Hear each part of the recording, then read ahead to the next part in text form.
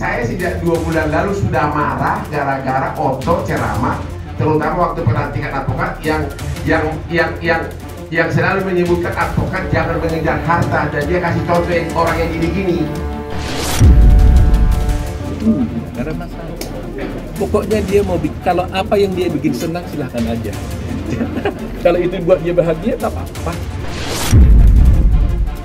Sejak dari awal saya tidak setuju Otto menjabat lagi untuk yang ketiga kalinya. Selama ini sih tidak ada masalah dengan dia sih, baik-baik aja sih. Baik-baik aja, tidak ada masalah. Sebuah kisruh yang terjadi antara Hotman Paris dan Otto Hasibuan kini semakin memanas. Tidak tinggal diam. Atas pernyataan Otto Hasibuan yang telah menyinggung dirinya, kini Hotman Paris akhirnya angkat bicara mengenai tudingan-tudingan yang telah dilancarkan sang Ketua Umum Peradi kepada dirinya. Dan dalam konferensi pers yang diselenggarakan Hotman Paris itu pun tidak sendiri, melainkan ditemani oleh Dewan Pengacara Nasional atau DPN untuk menjawab segala pernyataan Otto Hasibuan serta menjelaskan alasan dirinya mengundurkan diri sebagai Peradi. Lantas, seperti apakah tanggapan Hotman setelah dirinya mendapatkan singgungan dari Otto Hasibuan? Setelah heboh mengenai mundurnya Hotman Paris yang keluar dari Perhimpunan Advokat Indonesia atau Peradi, kini sang pengacara yang terkenal dengan gaya parlentenya itu akhirnya memberikan sebuah alasan mengapa dirinya mengundurkan diri sebagai anggota Peradi dan sekaligus menjawab suara Otto Hasibuan mengenai pengundurannya dari Perhimpunan Advokat Indonesia. Lalu kira-kira apakah yang membuat Hotman Paris mundur dari Peradi? Hai Cumi Lovers, bersama Cumi Camp In Depth kami sajikan kabar lengkap, mendalam dan akurat dari narasumber terpercaya. Dan jangan lupa untuk like, subscribe dan juga share channel YouTube ini.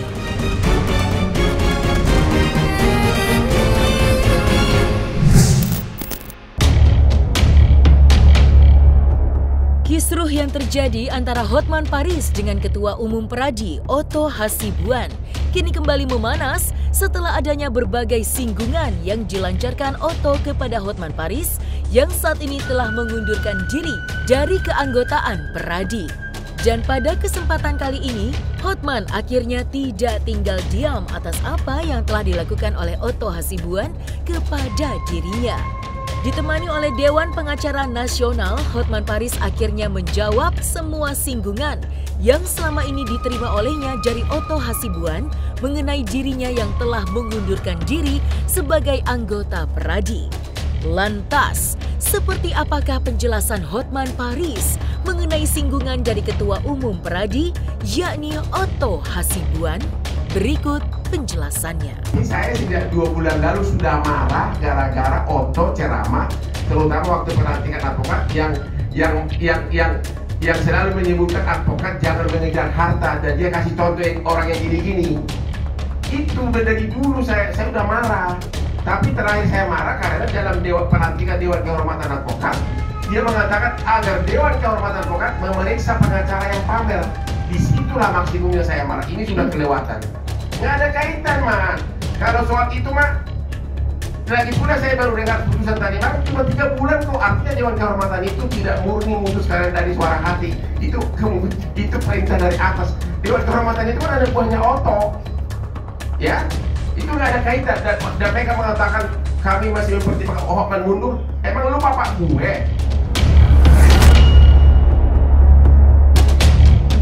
Gua mundur ya suka-suka gua. Heran, on aja bikinnya lo, ya. Sejak kapan gua harus minta izin lo? Emang lo siapa? Emang lo organisasi tunggal? Iya kan? Bukan kan? Nggak ada kaitan. Saya marah itu waktu dengan pelantikan resmi, forum resmi dihadiri banyak orang agar memeriksa pengacara yang pamer kaya. Saya lagi-lagi dikasih contoh begini. Berarti kan seolah-olah saya melanggar kode etik. Karena Dewan Kehormatan itu hanya berhak memeriksa kode etik. Yang kedua, mengenai ada aspri saya, dia tidak pernah mengatakan pelecehan seksual. Itu bohong Anda. Ada aspri saya yang dulu benar-benar tidak dikenal, tinggal di Mangga Besar, bahkan anaknya pun dititipkan di Sukabumi. Dia minta ke saya agar mau jadi aspri dan ingin jadi artis. Saya masuk, ikutlah dia sama saya. Pertama kali tampil di TikTok saya waktu saya syuting di Metro TV, langsung melejit namanya. Kemudian masuk lagi di Trans TV, makin melejit.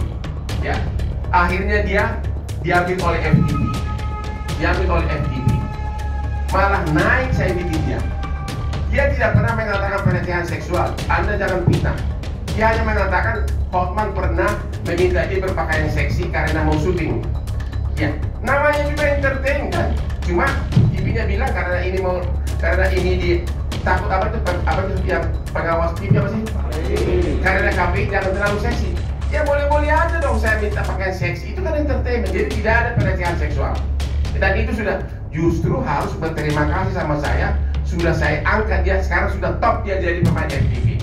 Ya selama ini sih nggak ada masalah dengan dia sih, baik-baik aja sih, baik-baik aja, nggak ada masalah. Tapi gimana Pak Oto? Alasan beliau keluar itu sendiri apa sih Pak? Tanya Hotman dong. Belum ada. Saya nggak tahu alasan dia keluar. Dicantumin nggak sih Pak? Dalam suratnya dicantumin nggak sih? Nggak ada. Ada not nggak ada catatan katanya. khusus? Saya nggak baca sih. Saya hanya di Pemberitahuan. Saya hanya di WA kemarin. Nggak ada ya? Nggak ada. Kalau sebagai advokat, kecuali kita memecat dia sebagai advokat. Jadi keanggotaan itu kan mandatori sifatnya, wajib kan. Dan itu bukan kewajiban kita, kewajiban dia menjadi anggota. Nah, tapi kalau mengenai pengunduran diri sebagai advokat, berhenti sebagai advokat, itu diatur dalam undang-undang. Tapi kalau upaya pengunduran diri sebagai anggota Peradi, nggak ada itu diaturannya. Karena mandatori, wajib. Berarti melekat ya Bang? Melekat. Nggak bisa pindah? Berdasarkan undang-undang itu. Oke. Nggak ada masalah. Pokoknya dia mau kalau apa yang dia bikin senang silahkan aja. Kalau itu buat dia bahagia, nggak apa-apa. Menurut pemahaman kita harus diterapkan. Kalau kita konsisten dengan undang-undang, ya pasal 30 dan pasal 32, kan konsisten. Tapi kalau kita bilang, oh nyatanya sudah banyak operasi apa yang lain, itu kan soal yang lain. Itu kan soal penyimpangan. Tapi aturannya tidak seperti itu. Saya bilang untuk apa kita berdebat? Sudah saya katakan ukuran seorang itu hebat mengenai pintar dengan etika, hebat dengan etika bukan diukur dari kemampuannya berdebat, bukan diukur dalam kemampuannya memahami kode etik, tapi diukur daripada kepatuhannya dan ketaatannya kepada kode etik. Jadi kalau saya mau hebat di kode etik, ya saya taati kode etik, saya patuhi, itu aja buat saya. Dia baik atau tidak baik, masyarakat yang menilai buat saya. Tapi bagi saya dia tetap teman. Hanya kewajibannya kalau ada pengaduan. Kami yang mempunyai kewajiban memberikan edukasi kepada calon advokat. Edukasi, ya seperti pembekalan itu. Saya katakan, kalian nih boleh punya harta nggak? Boleh. Boleh punya mobil mewah nggak? Boleh. Punya Lamborghini atau Ferrari nggak? Boleh. Punya Lexus boleh nggak? Boleh. Nggak ada yang salah. Ya, yang kami harus tekankan itu jangan sampai gara-gara itu tergiur, saya mau jadi advokat aja, dapat mewah, dapat harta gitu. Jangan gitu, itu berbahaya. Tujuan advokat menjadi advokat itu adalah menegakkan hukum dan keadilan. Soal kemudian dalam menegakkan hukum dia dapat uang, nah itu konsekuensi logis, ya kan? Makanya selalu kita katakan tingkatkan kualitasmu sebagai advokat. Kalau kau berkualitas, maka uangmu akan banyak. Gitu. Kalau kau semakin baik, maka tentunya orang akan lebih menghargai orang baik. Itu yang kita tekankan. Tapi di benaknya nggak boleh cita-citanya uang gitu lah. Tapi uang perlu. Gitu. Jadi kalau ada refleksi tadi bilang itu ya, oke lah. Panasnya perseteruan yang terjadi antara Hotman Paris dengan Otto Hasibuan memang tak luput dari pengunduran diri yang dilakukan oleh Hotman yang mundur dari keanggotaannya di Peradi. Dan dengan mundurnya Hotman ini pun sontak membuat publik merasa dikejutkan dengan mundurnya pengacara ternama dari salah satu komunitas advokat terbesar yang ada di Indonesia saat ini. Terkait pengunduran dirinya sebagai anggota Peradi, Hotman Paris pun akhirnya secara terang-terangan menjelaskan alasan dirinya mengundurkan diri dari Perhimpunan Advokat Indonesia. Lantas, Alasan apakah yang membuat Hotman Paris mundur sebagai anggota Peradi? Pertama, saya menjelaskan kenapa saya keluar dari Peradi Oto. Ada beberapa alasannya. Sebenarnya sudah lama. Alasan pertama adalah sejak dari awal saya tidak setuju Oto menjabat lagi untuk yang ketiga kalinya. Karena di anggaran dasar yang disahkan oleh Munas hanya boleh 2 kali. Namun ternyata dia menghalangkan segala cara. Dia bisa merubah anggaran dasar bukan dengan Munas, tapi dengan rapat pleno. Dan di dalam anggaran dasar yang baru itu disebutkan seolah-olah boleh lebih dari 2 kali asal tidak berturut-turut. Jadi dia sudah 2 kali sebagai ketua umum. Nah, dengan anggaran dasar yang baru, dia bikin dulu orang dia, yaitu Fauzi, sebagai ketua umum. Sesudah Fauzi berakhir, langsung dia masuk lagi. Itu dimungkinkan karena dia sudah merubah anggaran dasar dengan cara pleno. Padahal harusnya dengan Munas. Ternyata keluhan itu, walaupun saya diamkan, dia teman saya dari dulu dan tidak pernah ada perselisihan apapun. Sampai hari ini sebenarnya tidak ada. Bahkan waktu dia pemilihan ketua, saya dan dia, Ricardo Simanjuntak minta saya untuk dukung dia. Saya tolak karena demi solidaritas kepada Oto. Kalau saya ikut Ricardo, kemungkinan menang. Karena apa? Mayoritas pengacara muda fans sama gaya Hotman Paris. Oke, ternyata alasan anggaran dasar itu benar-benar kemarin terbukti. Ternyata sudah ada kasus berjalan. Seorang pengacara dari pinggiran dari Lubuk Pakam, namanya Alamsah, menggugat keabsahan anggaran dasar versi Oto itu di Pengadilan Negeri Lubuk Pakam dan menang. Pengadilan Negeri Lubuk Pakam mengatakan Peradi versi Oto melakukan perbuatan melawan hukum karena merubah anggaran dasar bukan melalui Munas tapi melalui rapat pleno. Ingat, dia merubah anggaran dasar agar dia bisa menjabat yang ketiga kali. Putusan Pengadilan Negeri Lubuk Pakam dikuatkan lagi oleh Pengadilan Tinggi Medan yang sangat mengejutkan. Kok bisa pas waktunya tanggal 18 April 2022 Mahkamah Agung dengan putusan nomor 977 PDT 2022 tanggal 18 April menguatkan putusan Pengadilan Negeri Lubuk Pakam, Pengadilan Tinggi menolak kasasi dari Peradi Oto. Artinya apa? Anggaran dasar dari Peradi yang sekarang ditetapkan tidak sah. Berarti seluruh pengurus yang ditunjuk berdasarkan itu tidak ada, tahu artinya menjadi tidak sah. Artinya apa? Dewan apa namanya? DPN Peradi versi Oto tidak sah sejak 18 April 2022. Karena apa? Putusan kasasi bersifat inkrah. Walaupun ada PK, itu sudah berkekuatan hukum tetap. Itu menurut hukum acara. Ya, jadi akibatnya apa? Ribuan pengacara yang sudah mendapatkan kartu dengan tanda tangan Oto, konsekuensinya menjadi tidak sah. Nanti kalau ada bersidang, kalau pengacara itu memakai kartu pengacara versi Oto, lawannya bisa mengatakan, kartu kamu tidak sah. Ini akan menimbulkan gelombang protes yang sangat besar seluruh Indonesia.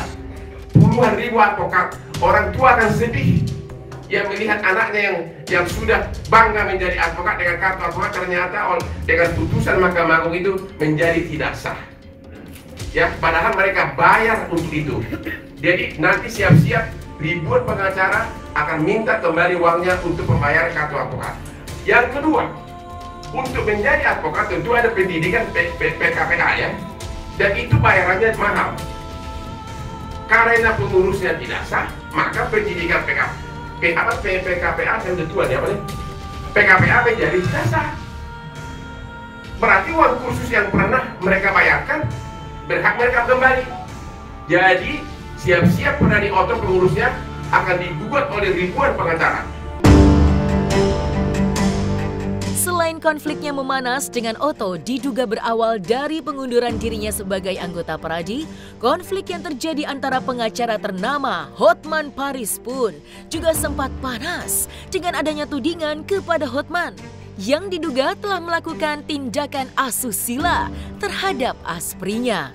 Merasa geram atas tudingan yang tidak enak didengar tersebut, Hotman pun membantah dan memberikan kesimpulan mengenai dirinya yang seringkali mempromosikan para aspri yang selalu menemani dirinya.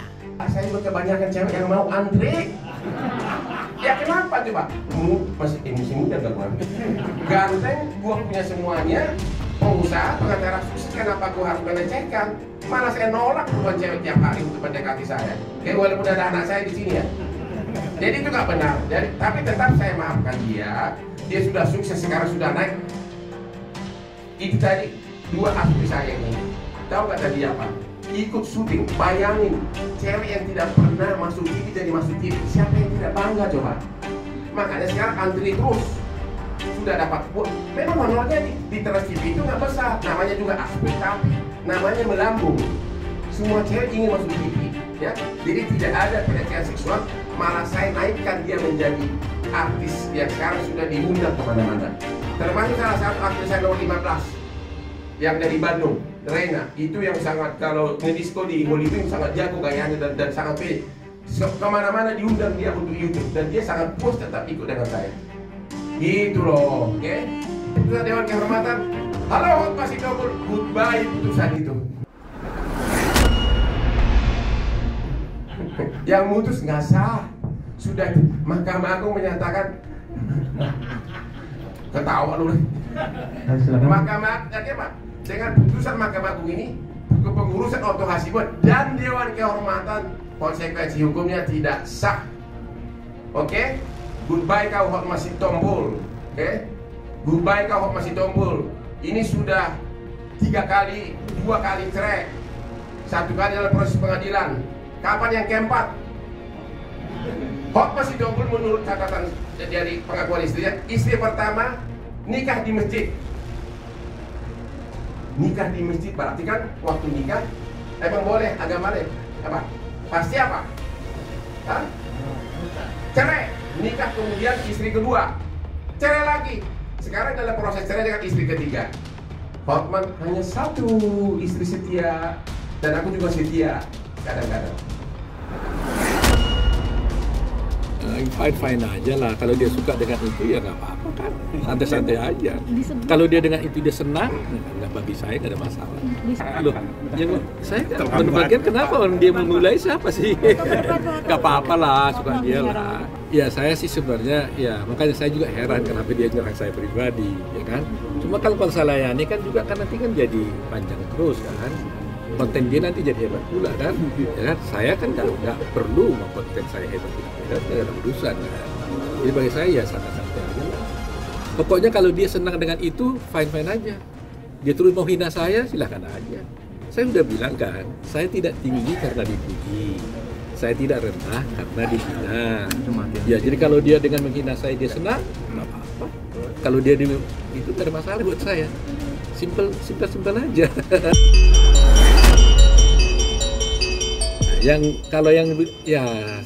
Yang tadi itu sebenarnya yang saya katakan tadi itu yang dia menyatakan saya, menuduh saya, menyatakan bahwa istilahnya itu tadi itu memamerkan harta-harta itu adalah melanggar kode etik, ya itu yang merupakan fitnah dan pencemaran nama baik. Karena saya tidak pernah menyatakan itu, ya.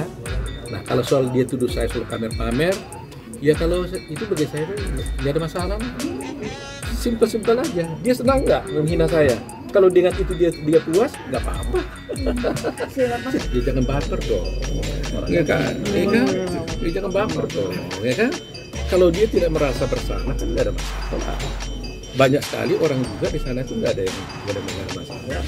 Banyak di sana orang punya harta banyak juga nggak ada masalah. Lagi pula saya sudah katakan, uang, harta, Lamborghini, Ferrari, Lexus itu sangat penting. Ya, salah satu kebahagiaan orang adalah uang. Gak ada salah. Flexing berarti? Ya, gak ada yang salah. Jangan salah diartikan omongan saya. Gak ada yang salah. Itu perlu, sangat perlu.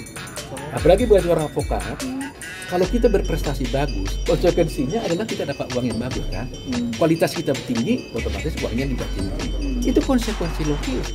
Yang ingin saya sampaikan adalah jangan sampai advokat baru ini atau calon advokat ini berpikir mau jadi advokat supaya kaya, supaya dapat mobil mewah. Jangan begitu. Kalau itu yang terjadi, nanti dia bisa berpotensi menghalalkan segala cara untuk mendapatkan uang. Itu tugas saya sebagai ketua umum Peradi, harus memberikan edukasi kepada calon-calon advokat baru maupun calon advokat. Sampai kapanpun, perlu diingat tuh ya, sampai kapanpun saya akan sampaikan itu. Ya, karena itu tugas saya sebagai ketua umum Peradi, memberikan edukasi kepada calon-calon advokat ini. Jadi jangan dibalik-balik paradigmanya gitu loh. Jadi bukan berarti saya melarang orang tidak menjadi punya harta. Mau dia pamerkan itu urusan dia. Soal itu melanggar atau tidak, itu Dewan Kehormatan yang tahu, bukan saya. Saya tidak mengatakan sah atau tidak, ya kan? Ya, fleksi itu masuk semua, Pak. Pamer. Bahasanya dia tinggi soalnya. Kalau fleksi mau pamer atau tidak itu nggak boleh saya berpendapat itu sah atau tidak. Saya udah bilang berkali-kali. Harus Dewan Kehormatan yang bisa menentukan itu. Dan itu pun kalau sudah ada pengaduan. Ya kan? Jadi saya nggak bisa bilang itu sah atau tidak sah. Jadi bagi saya itu fine. You merasa pamer, ya silakan aja. Soal nanti dihukum atau tidak oleh Dewan Kehormatan, itu urusan Dewan Kehormatan gitu. Dan karena nanti kita berdebat lagi yang dimaksud dengan pamer itu apa, ya kan? Umpamanya gini, saya berfoto ada mobil di belakang, itu pamer nggak? Atau ada orang mengatakan pamer, oh ini loh baju saya harganya segini. Nah mungkin itu yang pamer kali ya gitu ya. Tapi ya itu pun saya juga nggak mau terlalu jauh lah, urusan pribadi orang. Tapi yang penting bagi saya, apakah pamer itu sah atau tidak, itu urusan Dewan Kehormatan. Nah, selesai sudah Cumi Lovers. Bersama Cumi Camp In-Depth, kabar lengkap, mendalam dan akurat dari narasumber terpercaya. Dan jangan lupa untuk like, subscribe, dan juga share channel YouTube Cumi Cumi.